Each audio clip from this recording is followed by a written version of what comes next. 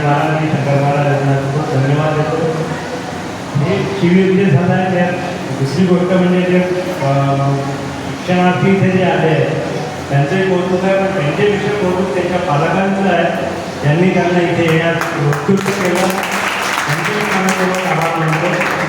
आणि दोन श्लोक मी ऐकले होते, मी परवा आलो तर मी इथे जेव्हा चालू होते श्लोक ते सकाळी उठून आपण जेव्हा आपल्या अंथरुणावर खाली पाय ठेवतो त्याच्या आधीचे ते श्लोक आहेत की कराग्रे वसते लक्ष्मी करमध्ये सरस्वती कर मुले गोविंदा प्रभाते करदर्शनम.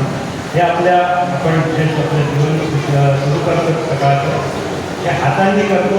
सगळे कामं आपण हातांनी करतो म्हणून आपण पहिल्या हातांबद्दल कृतज्ञ राहायला पाहिजे.